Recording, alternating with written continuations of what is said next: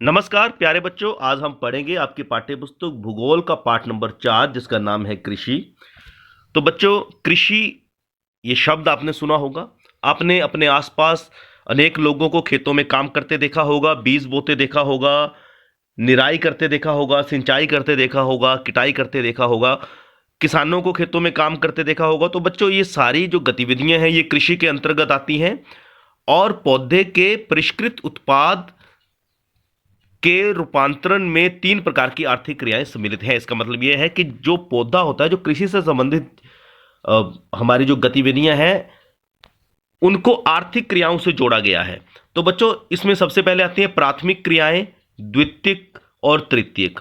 तो अब आप इसको बड़े ध्यान से समझिएगा कि प्राथमिक क्रियाएं वे क्रियाएं आती हैं जिनमें प्राकृतिक संसाधनों के उत्पादन और निष्कर्षण से जो संबंधित होती हैं, जैसे कृषि, मत्स्य और संग्रहण इसके अच्छे उदाहरण हैं।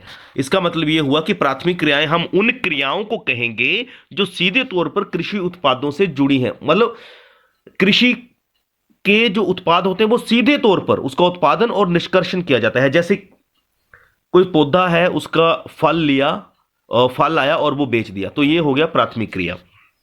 गेहूं उत्पादन किया, गेहूं निकला, उसको बेच दिया, ये हो गया प्राथमिक क्रिया। और द्वितीय क्रिया में आती है संसाधनों के प्रसंस्करण, मतलब उनको उद्योगों के माध्यम से उनका कुछ और बनाना, जैसे इस्पात विनिर्माण, डबल रोटी पकाना, कपड़ा बुनना। अब कपड़ा बुनने के लिए रेशम तो मिल गया रेशम के कीड़े से, परंतु अगर हम सीधे तौर पर रेशम बेचते हैं तो वो हो गई प्राथमिक क्रिया, क्योंकि पौधों से जैसे मिला वैसे ही बेच दिया। परंतु अगर हमने उसका कपड़ा बनाया, उसको उद्योगों में ले गए, वहां से उसको मॉडिफाई किया, तो वो हो गई द्वितीय क्रिया। तो आप समझ पा रहे हैं कि जब हमें पौधों से सीधे तौर पे जो चीज मिलती है उसी का हम व्यापार कर लेते हैं, उसी को हम बेच लेते हैं, तो वो हो गई हमारी प्राथमिक क्रिया। परंतु यदि हम उसे कारखाने में ले गए, वहां फैक्ट्री में कुछ उसका और बना दिया, जैसे गेहूं मिला परंतु हमने उसकी ब्रेड बना दी, तो गेहूं को अगर हम सीधे तौर पे निकाल के बेच लेते हैं तो वो प्राथमिक क्रिया। परंतु यदि हमने उसका कुछ ब्रेड, केक वगैरह कुछ बना लिया तो वो हो गई द्वितीय क्रिया। और बच्चों, तृतीय क्रिया वो होती है जो प्रथम और द्वितीय क्रिया में सहायता देती है। जैसे किसान ने खेत में गेहूं उगाया, किसान ने गेहूं को बेच लिया, तो ये हो गई प्रथम क्रिया। परंतु उस गेहूं को हम ले गए कारखाने में, वहां जाके उसके बिस्किट बना लिए या फिर उसकी ब्रेड बना ली, तो ये उद्योगों से जो निकला वो हुआ द्वितीयक क्रिया के माध्यम से हमने कोई प्रोडक्ट बना लिया उसका।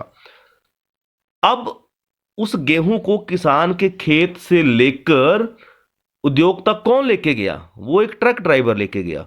तो वो जो यातायात का साधन हमने प्रयोग किया, उसने ना तो उत्पादन किया, ना तो अनाज पैदा किया, ना ही उसका कुछ बनाया, उसने सिर्फ एक जगह से दूसरी जगह पहुंचाने में मदद की। या फिर जो व्यापारी थे जिन्होंने एक जगह से दूसरी जगह खरीद के सामान पहुंचाया, तो वो थे हमारे सेवाएं करने वाले, वो हुए हमारा तृतीय क्षेत्र। तृतीय क्षेत्र में आते हैं यातायात, व्यापार, बैंकिंग, बीमा, विज्ञापन।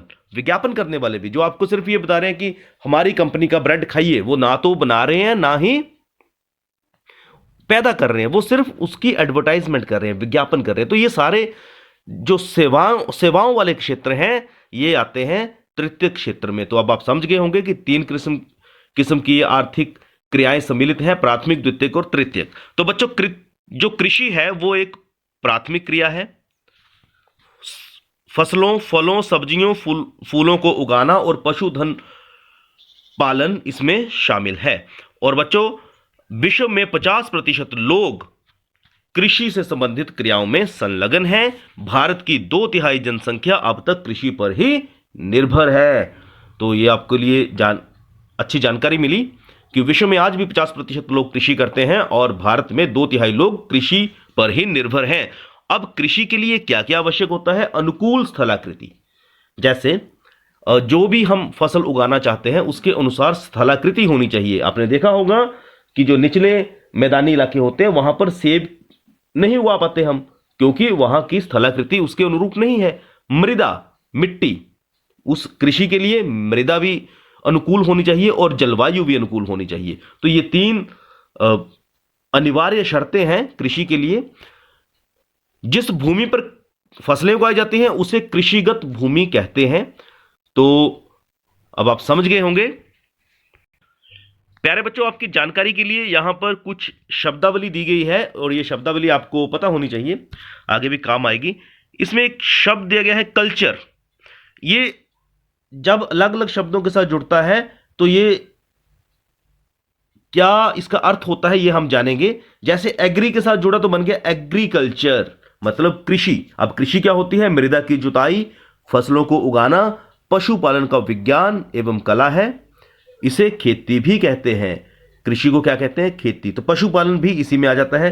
सेरीकल्चर, सेरीकल्चर, अब आप इस शब्द को याद रखिएगा। सेरीकल्चर मतलब रेशम के कीटों का वाणिज्यिक पालन।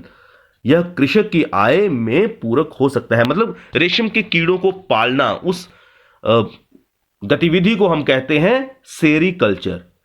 पीसीकल्चर, पीसीकल्चर ये संबंधित है तालाबों पोखरों में मत्स्य पालन के साथ, मत्स्य पालन कह सकते हैं इसको।